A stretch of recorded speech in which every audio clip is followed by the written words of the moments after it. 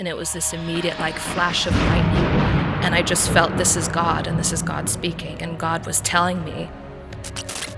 What if blessings could be tested in a lab? Meet Dahryn Trivedi, a spiritual visionary and global speaker, showing the world that higher consciousness isn't just felt, it's actually measurable. All the chronic problems we see today are all inflammatory based. And the greatest cause of inflammation is stress.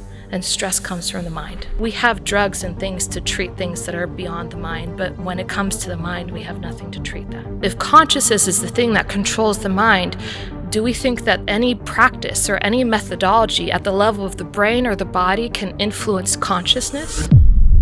I never dated, tried drugs or smoked or alcohol, never even had sex. When your consciousness is to the point where you're enlightened, it is automatically risen above the consciousness of nature. You can actually alter the laws of nature. Most people confuse intuition with desire, and that's why they end up having so many things go wrong when they follow their intuition. Let's talk a little bit about the science, right? You've done 6,000 studies. Oxford and Cambridge, right? MIT, Harvard. We're seeing dopamine increase. We're seeing clothoprotein. Clothoprotein is an anti-aging protein. Everything available to us today, it's only been able to impact clotho by a fraction. We've seen over 600% improvement in clotho.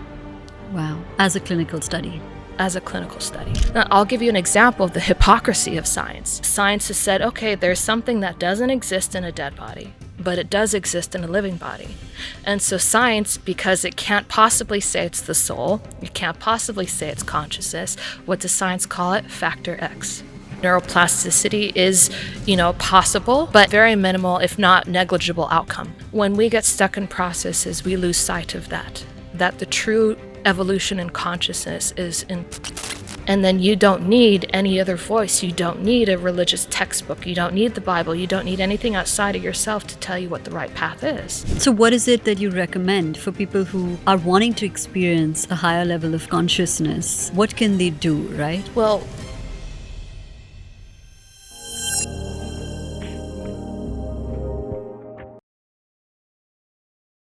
welcome to Real and Humans of Bombay, Dahryn. It's so lovely to see you in person, and thank you for being on the podcast. Thank you for having me. I'm so happy to be here. And I'm excited because, typically we do interviews that have discussed either science or spirituality, and it's one or the other.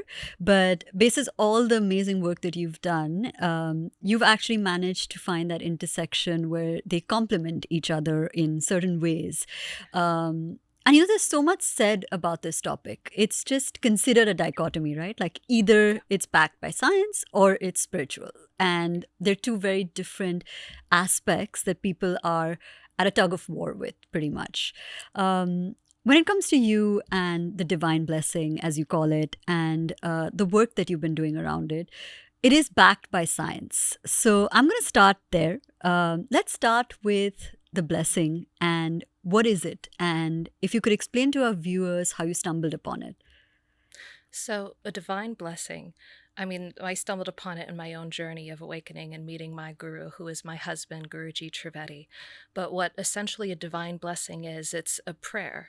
Okay. It's a prayer to the divine, right? That whatever you are praying for, right? Whether it be an object, a material, a living organism, a human being, whatever the prayer is for, the intention is that God, right, basically boosts, enhances the consciousness of that recipient, whatever it be. And in doing so, by raising that consciousness of that recipient, that object or that recipient automatically becomes more useful, more beneficial, right? Essentially all the problems you see that are prevalent today, we can address and kind of view those problems as an absence of consciousness. They all stem from a lower place in consciousness.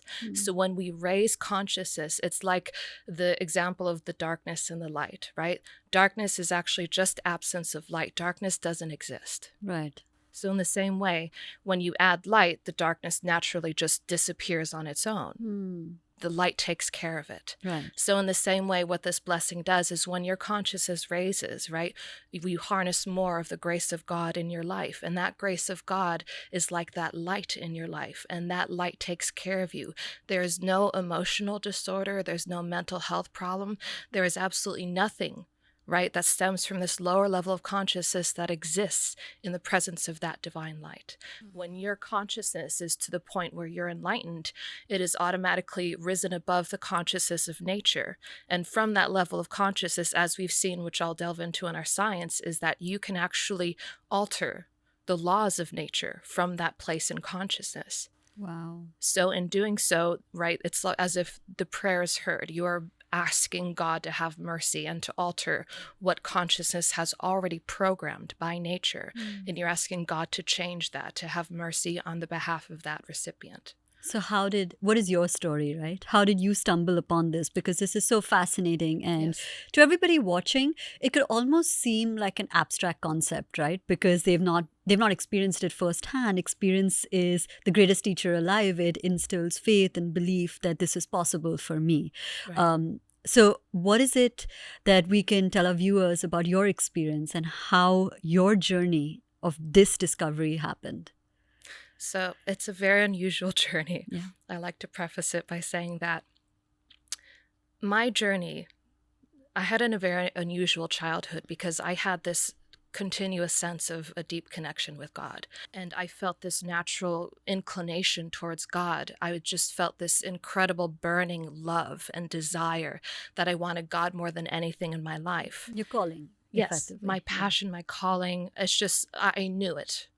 That's what I like to explain to people what intuition is and what it isn't. Most people confuse intuition with desire, Yeah. right? They have their desire take over their intuition. And so their mind takes over and thinks that they're following their intuition when they're actually following this desire that they have, something that they want.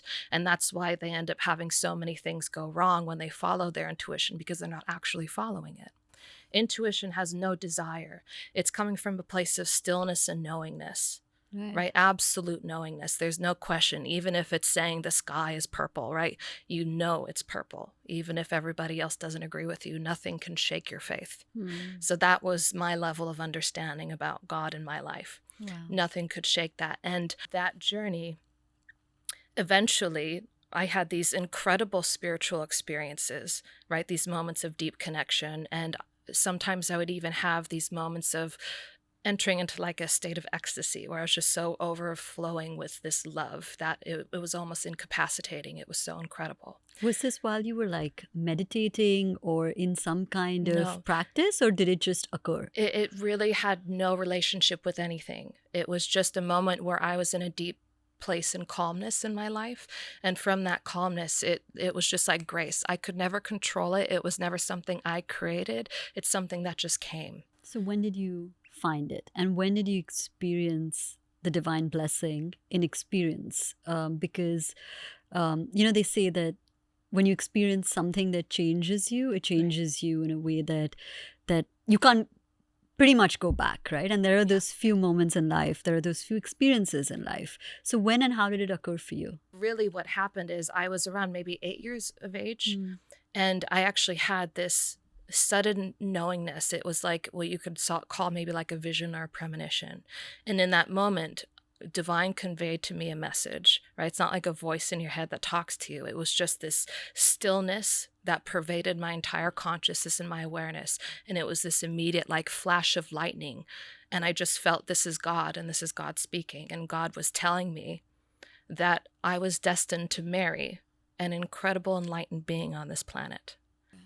And so that was what I was waiting for in my life, as this intermediary to enter in and change everything.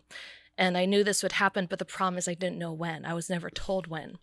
So my whole life I was waiting, and I led my life in such a way, because I knew this was going to happen, I led my life as best as I could with the knowledge I had to try and be the best fit, to try and be deserving of this person in my life. So I never dated. I never, tried drugs or smoked or alcohol. I never even had sex. I didn't do anything in my life. I led everything as what I could consider pure, right? As pure of a life, as disciplined of a life as possible, following the strictest morality and ethics, because I felt God is my witness. So there's nothing I can hide from God. So I want to make sure I follow and live my life according to those divine principles and fundamentals. Right. And so what happens, right, when you don't know, when you're uncertain of the future. And I feel this happens to everybody, right? When they live with uncertainty, because my uncertainty wasn't what would happen, it's when it would happen. Yeah. And so I was like, is it going to happen when I'm 90 years old, when I'm about to die? Like, is this going to happen soon? Am I going to have to live my life so long waiting for this person? It would still be worth it. But how long would I wait? When would this happen? And so that, of course, led to this, kind of spiral where as I grew up and I wanted this, person in my life, and I had this incredible growing loneliness, right? I got even more depressed. I got anxious. I got stress, fear of the future, uncertainty, and these things spiral and get worse and they devolve, right? So I was in a really bad shape, by the time I was maybe in my late teenage years. I really have my mother to thank for everything, because she is the one that took me to meet this incredible being when I was 20 years of age. And so my mother, she ended up hearing about this incredible man through a friend of hers, and she went to get a blessing just to try it out. And she had actually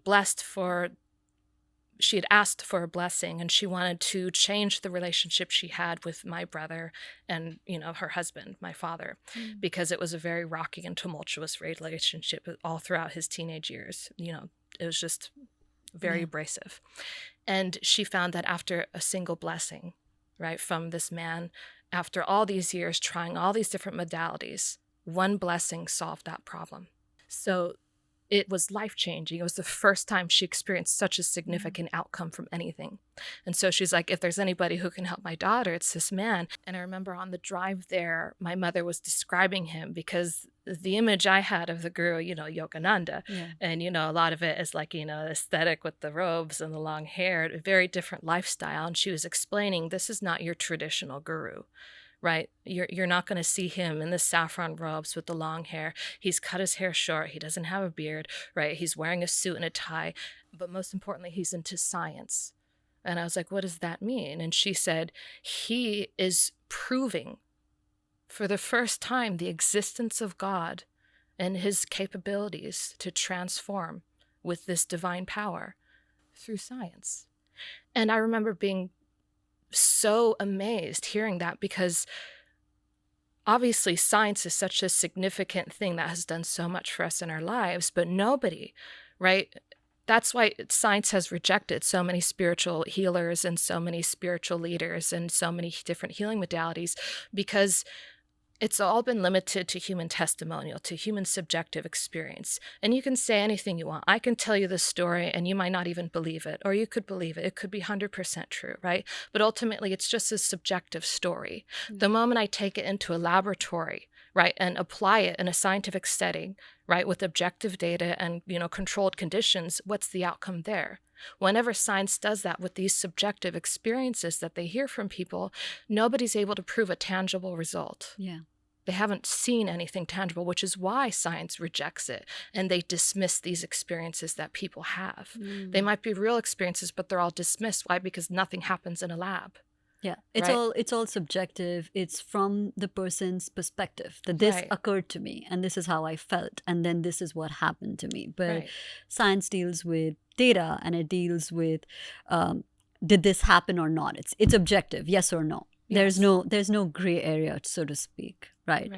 So when you heard about this, obviously it was fascinating given your experience with God thus far. What happened when you finally did meet him?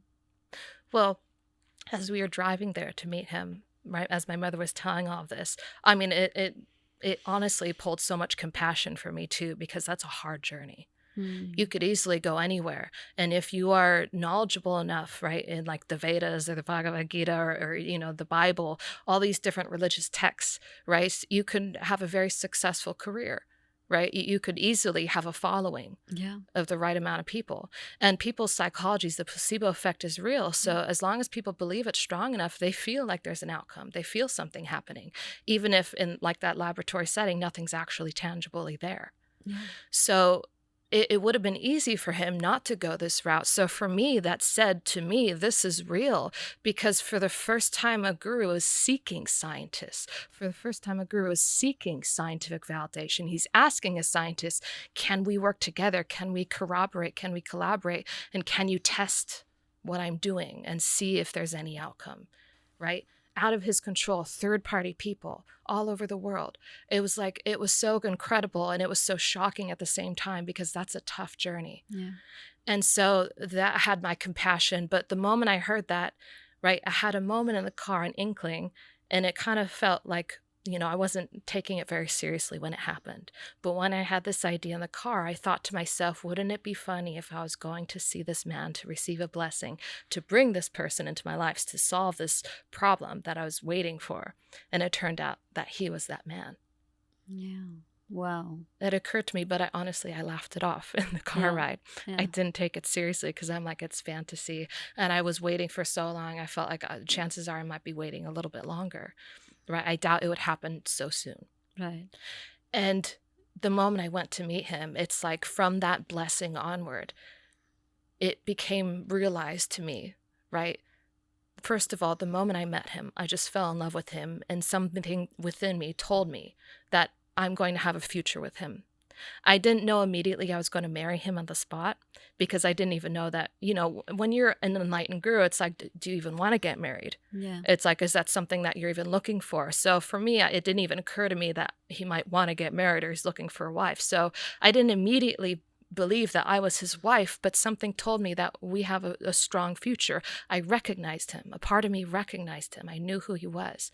And he told me he had no idea about anything about my whole journey, nothing in life. But the moment he met me, right, he said that the only thing that will make you happy is God. He said, there's nothing else. You're not here for any other reason. You're not here, to improve your finances or your health or anything, right? All those things I can fix. But if you don't have God in your life, you're not going to be happy. He just read me like a book, everything about me. He just said to me on the spot when he was sitting right in front of me. And so I was just like, yeah. And of course I'm bawling and crying, and I'm like, yes, absolutely. And he said, come whenever I'm going to be doing these blessings, come every time, and I will bless you free. Wow. Because he knew of our financial situation, everything. He says, you don't need to pay anything. Just come whenever I'm here. I'll bless you for free. And so every time I came, we never talked to each other. It was like a very brief interaction, just the blessing, come and go. And so it's not like, we developed a strong bond with each other. We really knew much about each other. I felt like he knew everything about me, but he was an enigma for me. And so I was just waiting. I'm like, eventually something's going to happen and it's going to bring us together, right? Or maybe we're going to work together. But some part of me said, I don't want to work as an employee. I feel like there's nothing I can contribute at a level of an employee. I don't have that level of experience. So there's something else that I'm going to be doing. And it was in July 2011 that suddenly I heard that he was looking for a wife from another person who was actually a close disciple to him. And it's not like he called me or he even thought of me. He was surrounded by many beautiful women, actresses, all these different people. So it's like, if you were to compare me with all these other women, I would not be the first choice. So I sent him my details, and he was looking at it. He's like, her? Like, she wants to marry me? And then he asked the divine, and out of all the people around him, the divine said, this girl. This is who you're meant to marry. And it was funny because the moment I knew that he was looking for a wife, I knew it was me. And I knew even before him. I like to joke about it with him that I knew before even you did. Yeah. And so we ended up getting married the same month, July 13th, 2011. And through his guidance, through his nurturing, and through these blessings, right, I eventually attained my own awakening in March 2012. And now I am also, conducting the same blessings that he's doing and testing it through rigorous scientific research. So we have kind of joined together on this path in pursuing scientific research and using it through our nonprofit organization, Divine Connection International, to address all of humanity's most pressing problems that they see today through the rigors of scientific research and through the application of divine power. What does a blessing feel like for somebody who's receiving it, and for people who are watching if they were to experience it? So it's different for every person, and it's not a requirement for you to feel anything. There's so many people that, don't even notice when the blessing's happening. They feel nothing. But what ends up happening is the outcome. Okay. So talk to me a little bit about the outcomes that you've Right. seen firsthand. Well, some people feel things, but I'll just say it. I'm not going to go off of that because that's that subjective data that, Yeah. anybody can say, but what Yeah. can be measured, right?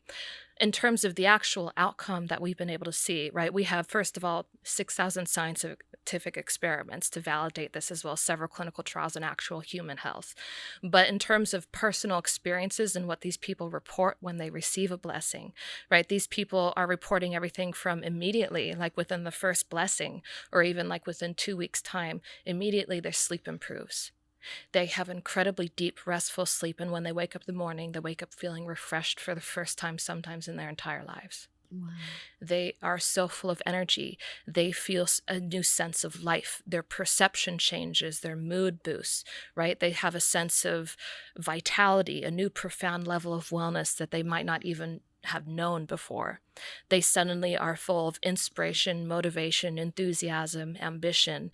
It's like they have a new lease on life. And people also experience everything as much as like the speed at which their nails and their hair grows and their skin starts to have a glow, right? All these different things start to happen. But the most significant is perhaps that change in perception, because that change in perception, it's your mind that really controls your reality in every other aspect of life.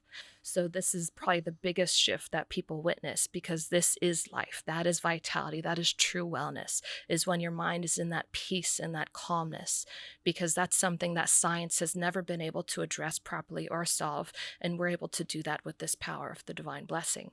Right. And then on top of that, like what I was saying with my mother, right, and my brother, right, we see people's relationships improve. We see more harmonious relationships. Even people who don't know that person received a blessing, their lives sometimes start to change as well. And we call that the ripple effect.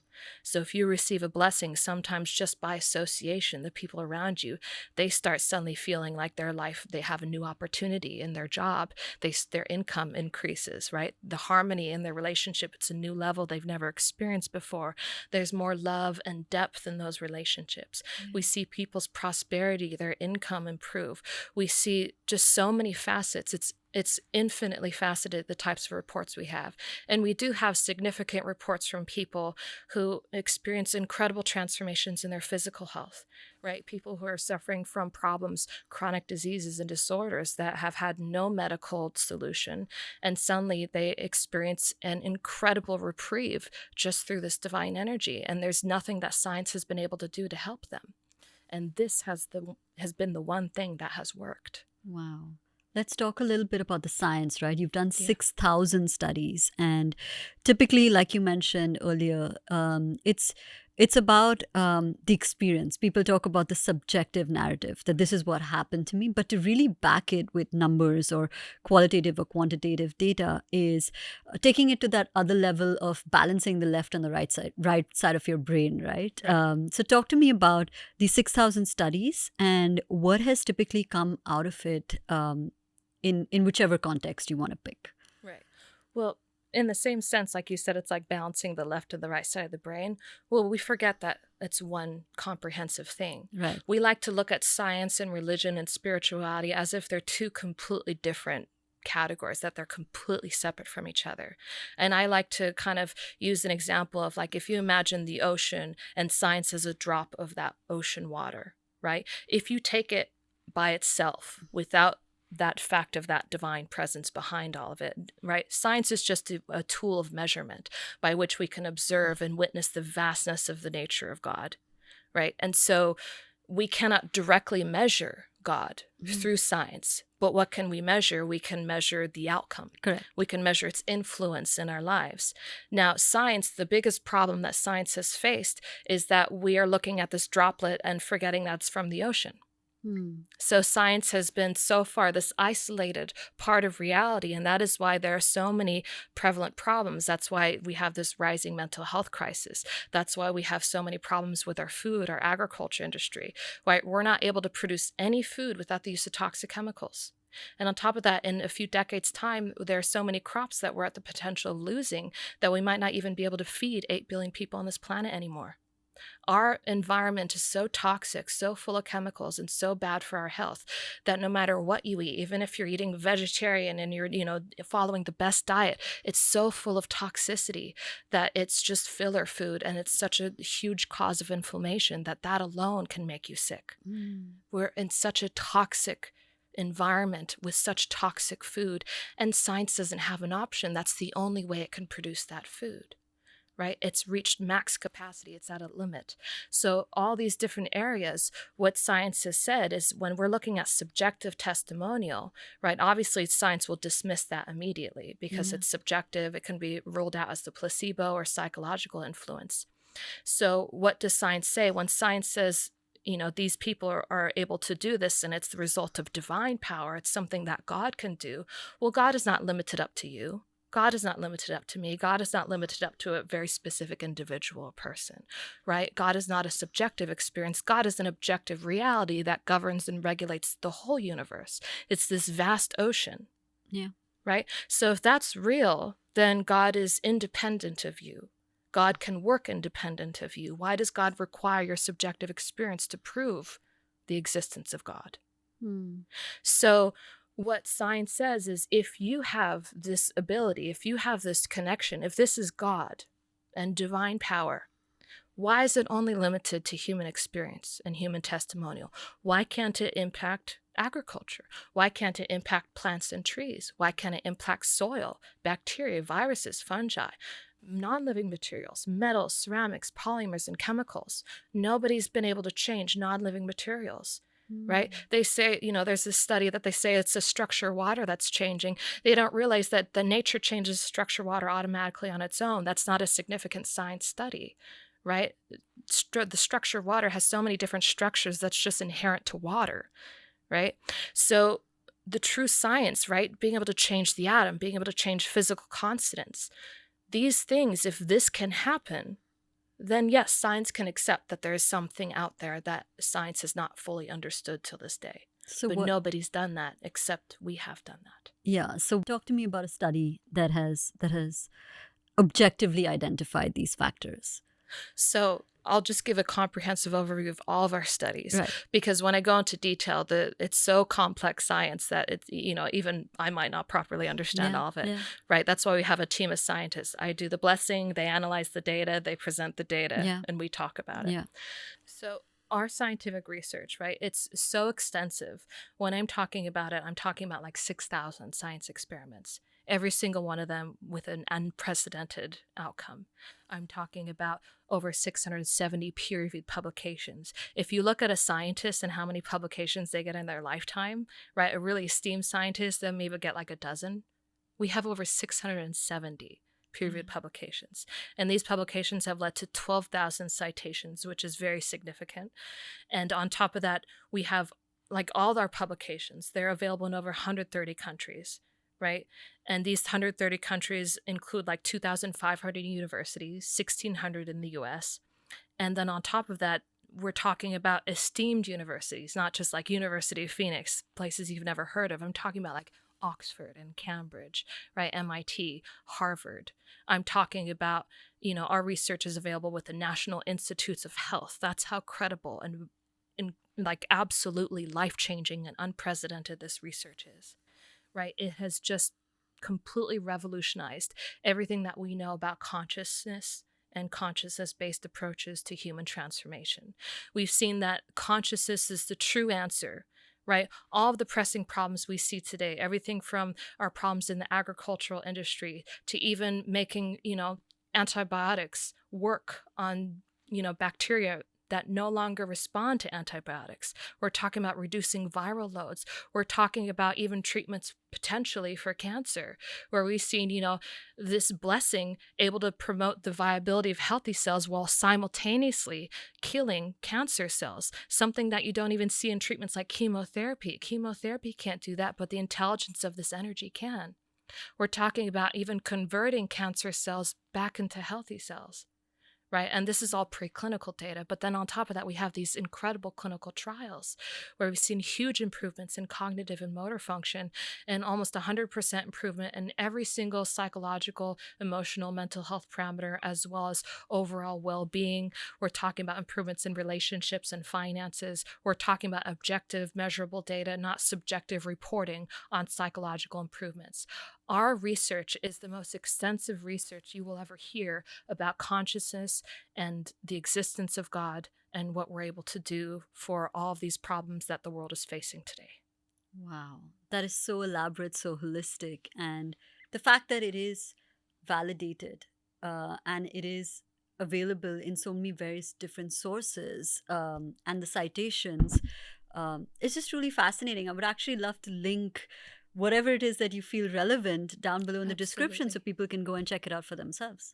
I mean, if people want to read more about what we do, everything, they want to learn more about it. We also, this is where we offer memberships where people can actually receive the blessings themselves, Wow. right? We also once in a while host like complimentary workshops. We're also we are in the process of developing blessed foods too. And in doing so, blessed foods, right? And when I talk about revolutionizing the agricultural industry, we're talking about foods that increasing yield, increasing nutrient value. We're talking about blessed foods where they're not going to cause inflammation or toxicity or problems within the body. We're talking about revolutionizing food and wellness. On all of our studies in agriculture, we're able to see up to 500% improvement in yield, Wow. up to 600% improvement in crop immunity. We're able to see almost double shelf life. 100% increase in shelf life.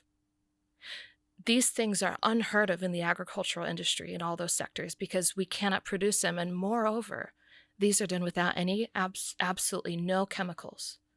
These are no chemical fertilizers, no weedicide, fungicide, pesticides, absolutely nothing. We're talking completely organic, not even organic chemicals, just water and air and soil. Wow. And we're using this. It's not like a crop in your backyard. This is proper science. This is acreage, right? Using, the rigors at, agricultural universities and institutions, third-party institutes. It's not like, I'm planting a Yeah. pot and saying, look at the outcome. So, what has the difference been between a land that has been blessed and a piece of land that hasn't? What has the control versus this subset identified? Well, like I was saying, that's in comparison to the control. We have Right. that 500% increase in yield by comparison to the control, 600% immunity. And this is using all the fertilizers, right? All the chemicals, pesticides, fungicides, everything's used for the control, nothing for the treated, right? So the conventional way it's done to get the greatest amount of yield and productivity, the standard procedure that's used today, and that's the greatest outcome we can get. And then we're doing this without any of that, just the air and water and That's soil. amazing. And on top of that, what we also see is whether we're blessing the seed, the plant, the soil, right? It doesn't really matter. The blessing, it's that ripple effect that I was talking about. Yeah. When you bless the plant, for example, you end up seeing that changes even happen at the level of the soil. Wow. So we've seen that when we're blessing, for example, either a seed or a plant, we see that somehow the microbiome of the soil, the microbiology, we see an increase in beneficial bacteria by upwards of 900%, and decrease in harmful bacteria by as much as 600%.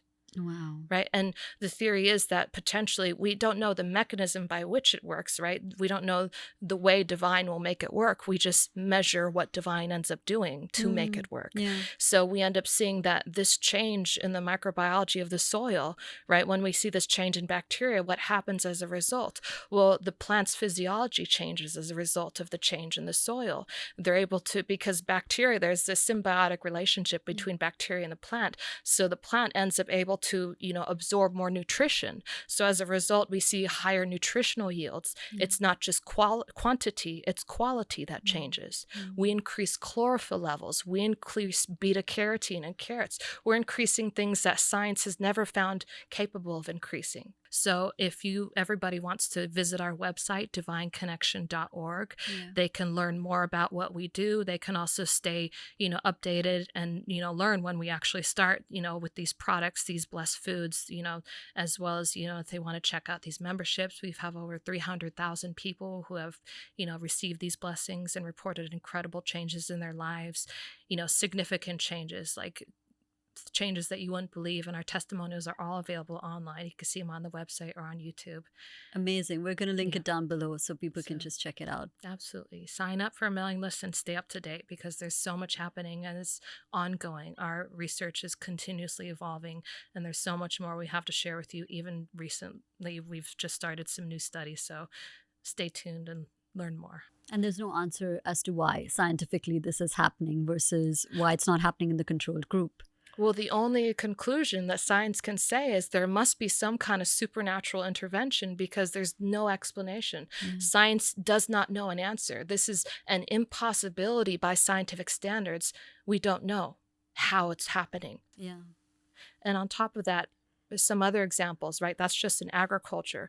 If we're going into like non-living materials, right? Non-living materials, of course, that's probably even the most persuasive of our research, because, no psychology, there's absolutely nothing that can affect a non-living material. Like, it's like blessing this table and seeing the table change. Yeah. It's like nobody's seen that or heard of that. It's like, and nobody even believes it if they see, a magic trick. It's like, obviously that's fake. Nobody will believe that. Yeah. We've seen significant changes down to the atomic level, down to the very atom, which is the smallest particle of existence that composes everything that you see visible, even invisible. That is the smallest particle. Science has never found a way to permanently alter the structure of the atom. We're capable of using an incredible amount of energy to destroy an atom. We cannot alter or change an atom.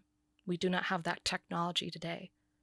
So imagine you take someone, they wave their hands, and the material changes at the atomic level.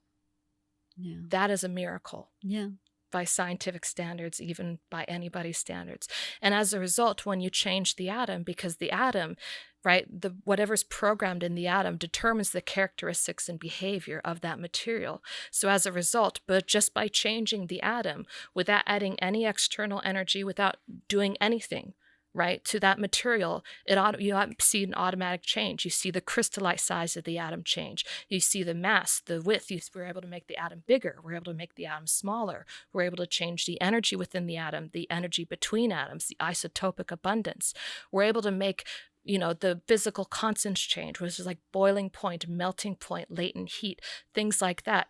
And we're using the most sophisticated technology available. We're using mass spectroscopy. We're using particle size analyzer, right? I can't even name all the names of the technologies that are used to measure these outcomes, but we have the data showing that these outcomes, and this is, NASA level research. Wow. And there's so many times that these things happen and you peg it at a coincidence, or it's some kind of a once in a blue moon miracle, but to replicate it 6,000 times. You could say one time maybe your machine was wrong, but then you have to calibrate the machines, and you have a control to be able to see, that's how we measure and understand the machine is detecting it correctly, because a material can't lie. So the machine will always give the right data for that material. It is always going to tell you this is what the material is. These are the physical constants. This is what's happening. And this is how it's definitively changed. So you see, okay, this is how, a metal behaves. It will always behave this way, no matter what, unless you change it or apply an energy or pressure or do something different, alter it in some way. A metal will always be that way unless you change or alter something about it. Yeah. Right? Without adding or doing anything except for this divine power, using the same machine, the same technology, same calibration, we plug it in the same machine, see a different outcome. It's a new material. At that point, science has to say it's a new material. It's not the same material anymore. That's so fascinating. And it's the only variable, so there's no two ways about it effectively. None. And 300 times, you can't be wrong. Yeah. Well, 4,000 experiments, actually, 300 materials, 4,000 experiments in material science. Yeah. So, when you spoke about how these studies have happened towards materials or produce, agriculture, that's so fascinating to hear, because nobody's actually thought to the the vastness of how you can exactly measure things, and it's not just with human beings and outcomes specific to us. So Dr. Joe Dispenza talks about neuroplasticity, right? He says neurons that fire together wire together, and you have the ability to actually rewire your brain and have outcomes that are different to what you've had thus far. And there's more and more study being done on this, and I wanted to understand what your opinion is on neuroplasticity and what is the role of the divine in this process. So when we're talking about rewiring, right, the entire structure of the brain, we're talking about everything that makes you who you are, right? And the brain is so complex. We think that the conscious thoughts that we have is who we are, when in reality, the mind is like an iceberg. Whatever's on the surface level, you're going to see something far bigger underneath that. Things that are so unconscious and so inherent and so natural that it's oftentimes beyond your awareness and beyond your ability to control. All of the conscious thoughts are actually emanations of an unconscious reality behind it all. So this rewiring, it's a great idea in theory. Right? We know that that's how the brain forms these connections. We know that's real. We know neuroplasticity is, possible. But in terms of the actual application of any of these techniques, like a lot of transformational leaders talk about NLP, neuro-linguistic programming. When you actually look at the data and the capabilities of NLP, it's very minimal. It uses an extreme amount of effort, huge amount of time, very minimal, if not negligible outcome. Because this is something that requires so much effort to change. We're talking about something that if you ever try and stop a habit, if you're ever trying to learn something, and let's say you're much older, right? They say it's harder to teach an old dog new tricks. That's because of that, right? Neuroplasticity that's already been ingrained, right? Neuroplasticity can change, but the amount of effort and time it takes is so significant. It's hard to make any huge changes there. Yeah. Now, what this divine energy does, and we've seen this in our clinical trials, is that if we apply this divine energy, this divine blessing, and we're looking at changes in neuroplasticity, the significant factors that point to increases in this changing of the rewiring of the brain, we're looking at things like cognitive function improving. We're looking at motor function changing. We're looking at people's perceptions altering. We're looking at people, finding relief from anxiety, depression, stress, right? These vital aspects that, are very much ingrained by the brain's neural wiring. When we see these changes, when we see people's perceptions, their outlooks on life, their moods, all of those things, this clarity, this ability to focus, there's no science that can, declare that this is, a true outcome, a true solution to mental restlessness. So in these clinical trials, we see that the participants are experiencing mental clarity. They're experiencing heightened cognitive function, like greater motor agility, right? They're experiencing such significant improvements that suggest that this divine power is the real answer to improvements in neuroplasticity and the ability for the brain to rewire itself. When this blessing happens, you naturally gain the ability where the brain is capable of rewiring itself with ease, and oftentimes it happens automatically. This divine energy takes care of that. You don't need to make a significant effort to have a positive outlook. The positive outlook just happens when your consciousness changes. Yeah. And does this have the ripple effect, so to speak, on one's mental health condition? Because especially today, right, like mental health is so heavily discussed because it's an illness that just because you can't see doesn't mean it doesn't exist. And people are battling anxiety, depression. You've been through that yourself in your journey. Have you seen it reverse? And again, is it a combination of neuroplasticity along with this aspect of the divine blessing? How does it function? How does it work? I mean, it's really hard to say how it works. All we could really say is that It does it work. does work, Yeah. right? And we're able to measure the outcome. And with these clinical trials, what we're measuring things like neurotransmitters, we're measuring hormones, we're measuring even things as much as nutrient absorption. All of these things are reflections of the capabilities of the mind to work better in order, right? There's a mind-body connection, Yeah. right? And so when the mind is working better, when your cognition is functioning at its optimal level, you see even changes down in your body and your health and your inflammation, your stress, your Right. ability to absorb nutrients, right, from food. So we're measuring all these different parameters in these clinical trials, as well as we're using something called the NIH Toolbox. It's from the U.S. National Institutes of Health, and it's been implemented since 2012 because it's seen as the gold standard for measuring cognitive and motor function, removing all the subjective data, looking at all the objective data in order to actually determine, is there an impact from the treatment on someone's cognition and on our motor function. Yeah. And when we're talking about cognition, motor function, some of the tests that they include in this NIH toolbox are things that are like dexterity for motor function, we're like grip strength,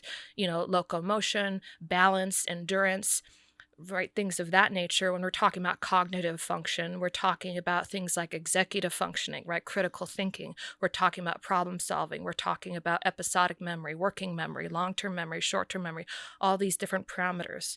And these are randomized tests, so there's no way to manipulate or change them in any way, and they're all stored in a server with the National Institutes of Health in the United States. So even the investigators have no ability to predict the exact way the question will appear, when the question will come up. It's completely randomized. And with all of our clinical trials, we're having placebo groups. So we're ruling out any psychological influence. Where majority of our clinical trials have been double-blinded. So meaning that if I'm sitting right in one location and I'm delivering the blessing to the group, I don't know who I'm blessing. I don't know anything about them. I don't know their name. I don't know their problem. I don't even know exactly where they're located. I know nothing about them. All I know is I'm blessing a group of people located in India. Meanwhile, I'm located in the United States. We're talking remote energy healing, blessing at a distance.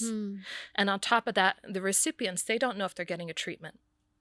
And we have a sham healer, right, who is pretending to deliver blessing without actually delivering, to remove any possibility of that psychological impact.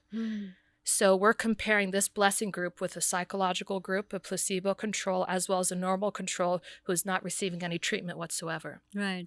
So this is all by comparison to that. And on top of that, when we see this blessing group, even the investigators, they're double-blinded as well. So they have no idea which group is receiving the blessing, which is the control. Everybody's randomized. Nobody knows who's who. Right? Everybody has a number and it's randomized. And so when we're getting the results from this cognitive motor function, I just want to give you an idea on how significant this is, because this is the first.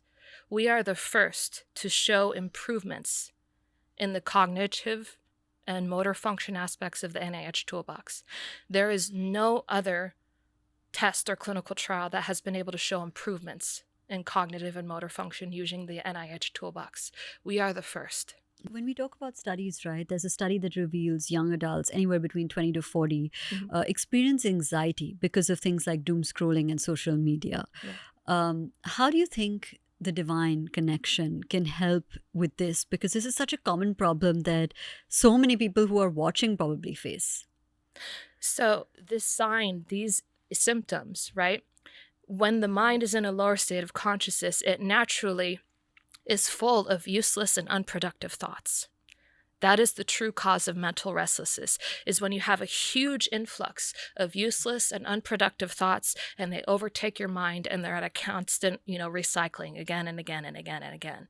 And when I'm talking unproductive, I'm not talking even negative thoughts. Unproductive can also be positive delusional thoughts as well, because in fact, that might even be worse for some people to have a positive delusional thought, because then these people, when they get to a level of arrogance or they get to this level of delusion, they don't even know they have a problem. They don't know they have a mental disorder. Whereas the people who are depressed, who are anxious, who are sad, they're aware they have a problem.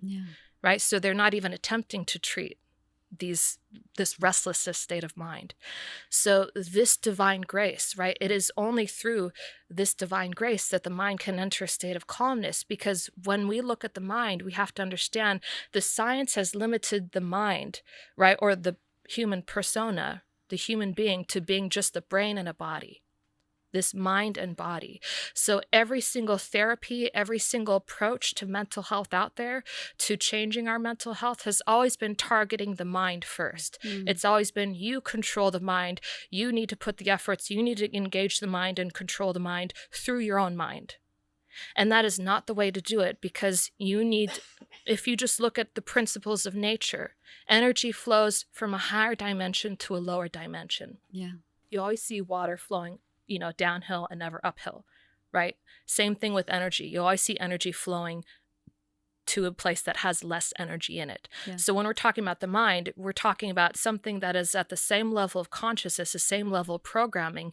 You require energy from a higher level to be able to change something that requires so much time, so much effort, so much energy to change. Yeah. You do not have that accessible to you within your mind.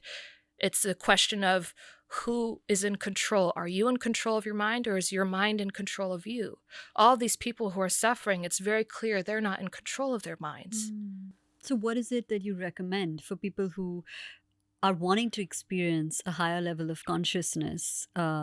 What can they do, right? Like typically, there's so much. I truly believe we're living in a world of too much and an information overload, where there are so many varying techniques or mechanisms that people recommend, right? So there's meditation, there's affirmations, there's visualization, there's deep breathing, there's yoga. I mean, there's a gamut of things that one can do.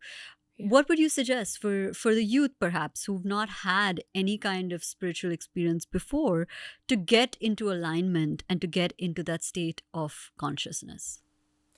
So if we're talking about raising consciousness, when you look at what spirituality and religion says what a human being is, a human being is more than the brain and the body, right? A human being is the soul, the brain and the body, or consciousness, the mind and the body, right? And so we're ignoring a very vital part of the human condition, of human life, that is the cause of wellness, that is the cause of mental peace, right? When you limit such a vital aspect of the human condition, you expect that there will be no solutions. If we're always addressing a person at the level of the brain and the body, then we will find there's no answers. Yeah. That's why science has no answers for mental health, right? We say that the WHO, the World Health Organization, says over 1 billion people have a mental health disorder. So when we finally factor in the soul, right, that is when all of these scientific studies, that is when we see all of these practical outcomes. That is when we see all these fundamental changes. When we're looking at the mind and what really programs and controls the mind, we have to understand consciousness does that. So if consciousness is the thing that controls the mind, do we think that any practice or any methodology at the level of the brain or the body can influence consciousness? If consciousness is such a vital and independent force, we're talking about like God here, right? Something so significant and beyond human subjective experience, and it's that faculty that controls and operates us. So we are trying at a behavior-based level to have influence over that. You understand how insane that can be. And a lot of people, when they ignore that and they're so delusional or they're so removed from practicality or the authenticity of science. Science is beautiful. Science is meant to weed out, right, delusion and, misinformation and subjectivity in order to find objective truth. And God is objective, right? God is personal as well, but God is objective because God exists outside of you. If you die, God does not die. God continues on. So if we're talking about God, why is God limited up to your story, right? That is why we've done all the science in all those different arenas of life sciences, material science, because we identify God as something that exists even beyond the human condition, right? So if we're looking at using like meditation or like, yoga or all these different things that are available through the wellness industry, through personal development, neurolinguistic programming, right? Biohacking, all these things, these are all things that happen at a behavior-based level or at a mental level. So how do you recommend, or what is your suggestion to go deeper? So if we're looking at something at the level of consciousness, there is something that science refers to as conductivity. Okay. right? That is something that is inherent in nature. It's an objective thing, right? So it's not a personal experience. It's very objective that there is something called conductivity. So your conductivity determines how much consciousness you can harness, essentially, so you can live in this state of optimal wellness. Now, this conductivity, there are different levels of conductivity according to science. There are things that are superconductors, meaning they can harness more energy. And there are poor conductors, meaning things that harness less energy or maybe even no energy. We see poor conductors. Are all the prevalent disorders you see today. All of humanity's most pressing problems is a result of poor conductivity, not a result of not having the right practice or technique. God never created these practices or techniques. Humans did. These are human discoveries. These are human techniques, right? When we're removed from the consciousness behind the technique, the consciousness behind it, right? We are removing the actual source of wellness. So we can engage in all these practices and have little to no outcome, maybe just a psychological change, right? A temporary change in whatever actually creates wellness, right? Something that is kind of like it's distracting us from the fact that we're suffering. And so we think something's happening when in reality, nothing is happening. So we really need to integrate science, religion, and spirituality. That's the only answer, is to be able to use, right, the true power of science to distinguish truth from falsehood. And at the same time, we need to put the soul back into science, because science is also full of its own biases. Now, I'll give you an example of the hypocrisy of science. There is something called factor X, and I'll go in more detail on what that is.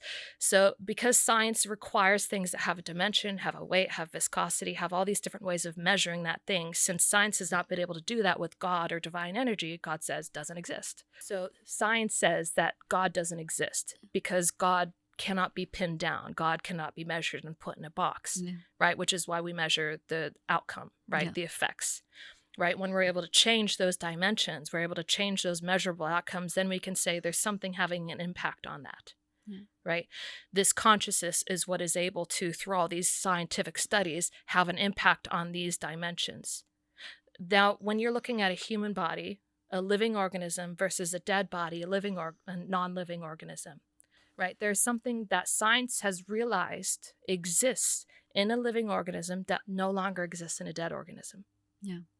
So when science is able to take these organs from the dead body, right, and put them into the living body, we're talking about like the liver, right, the heart, the lungs, the kidneys, or the eyes, all these different parts of this, right, dead body, so long as that organ is not damaged beyond repair, and we're able to implant it into this living organism, suddenly these organs start functioning again. There's something called heart beating cadavers, where a dead body, we're able to use medical intervention to make the body continue to extend itself beyond life, right? But that also suggests that there is something beyond the brain that controls the synchronicity and the organization by which these organs function. There's something else governing these organs. And medical science has not found a way to continue to keep these cadavers alive. You cannot keep them alive forever. It's impossible. So the fact that the mind is not able to control it, that these organs are able to stay alive beyond the mind, and as well as the moment you put them into a living organism, then suddenly that organ starts functioning perfectly again. Right? That means that science has said, okay, there's something that doesn't exist in a dead body, but it does exist in a living body. And so science, because it can't possibly say it's the soul, it can't possibly say it's consciousness, what does science call it? Factor X. So there's a factor X that's there, that's not there. For us, that points to an existence of something eternal beyond the body. Right. Something that supersedes the body or exists beyond it. That same very function, right? When we're talking about consciousness, it's consciousness that gets the work done from the brain.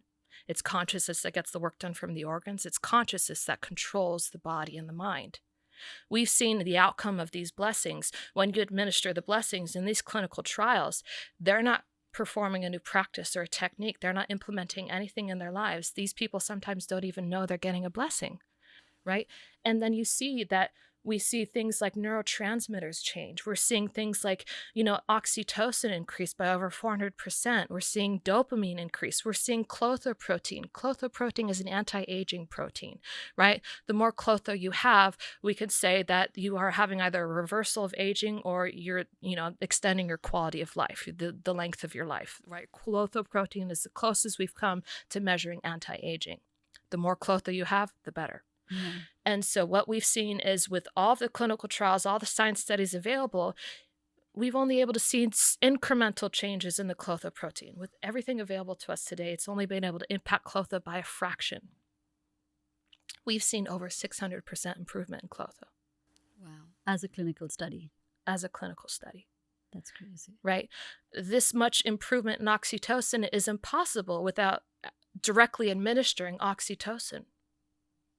These people are not administering oxytocin.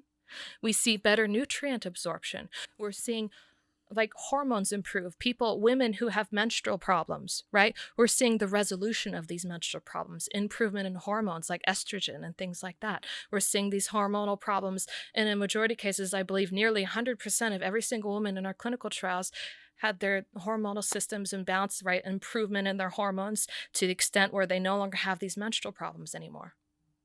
That's so fascinating. We see people, who are severely depressed because we're picking people with, psychological problems, with mental problems, with emotional problems, right? All these health problems. And by the end of the trials, right, even the psychological assessments, the objective psychological assessments, right, with a trained, psychological clinician who is finding that, these people are reporting improvements in every area of their life, sometimes majority of the time, nearly 100% improvement in every area of their life. Wow. Where they have no problem left. People are experiencing their finances increase. People are experiencing either improvements in their relationships to the point where there is no problem anymore. We're finding people who maybe they wanted some validation from someone else, but suddenly after the clinical trial, they realize that they have an internal validation. They don't need anybody else's approval outside of themselves. They're at peace and they're happy and they don't care about it anymore. That's considered resolved. Yeah.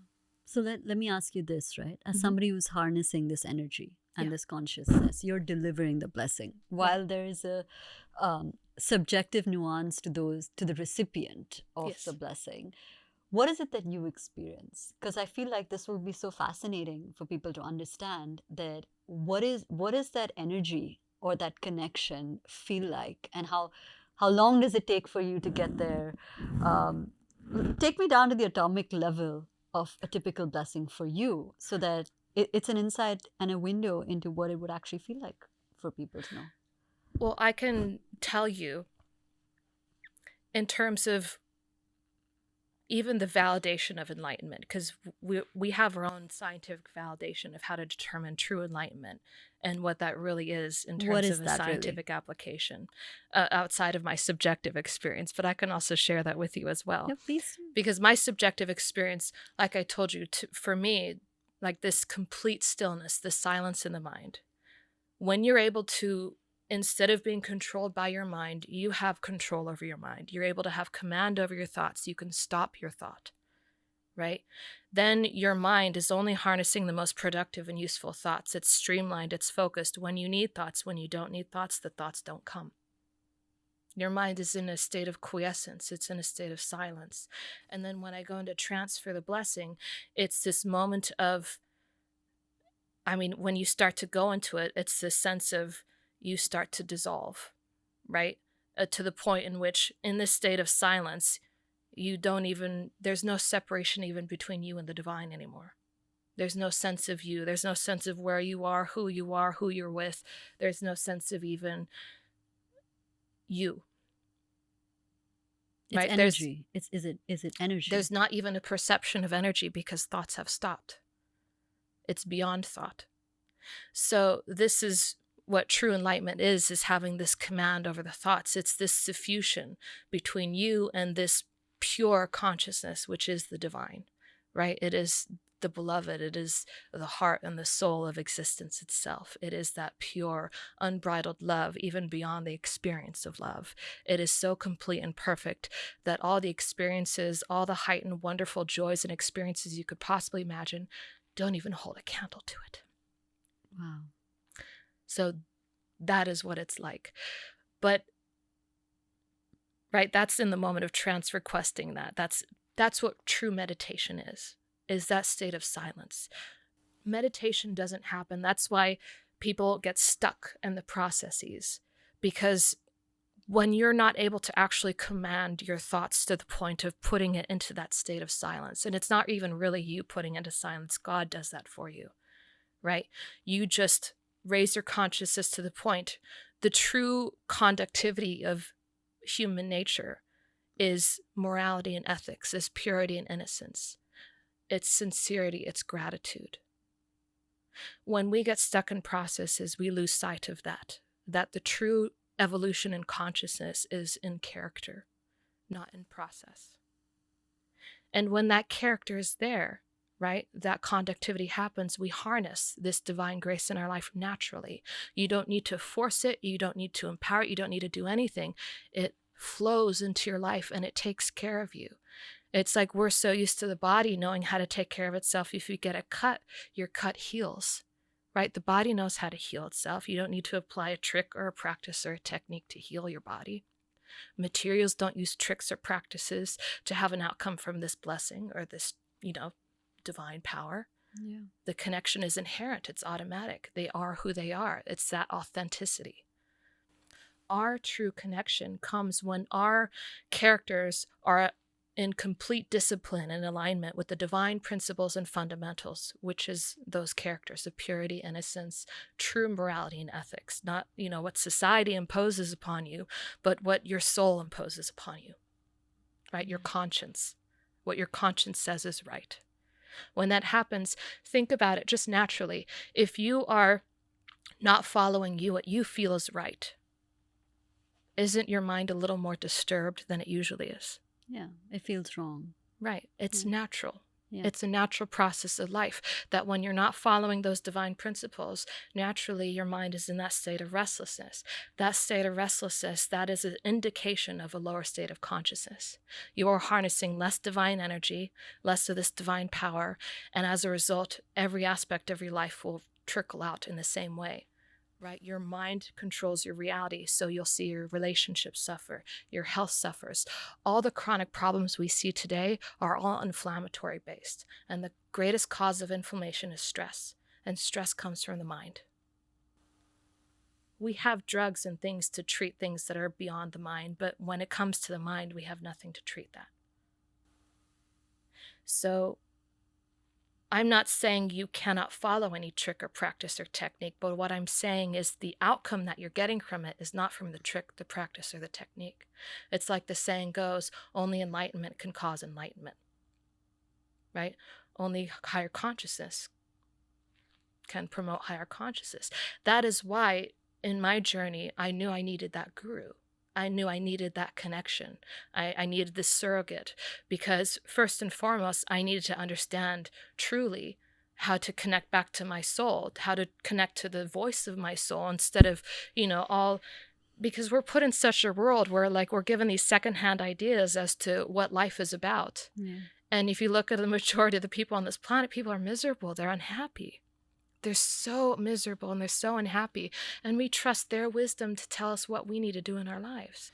And so the most beautiful impact I've seen from this energy, from this divine power is, right, it's like this blessing is able to connect you back with your soul again.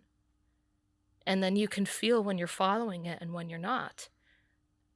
And then you don't need any other voice. You don't need a religious textbook. You don't need the Bible. You don't need anything outside of yourself to tell you what the right path is. So the root of everything is basically having the ability to control your mind in a way that's effortless. It doesn't through higher consciousness. Through higher consciousness, right? Yes. So how can you access that? How can one access this at the level of, I'm not an expert.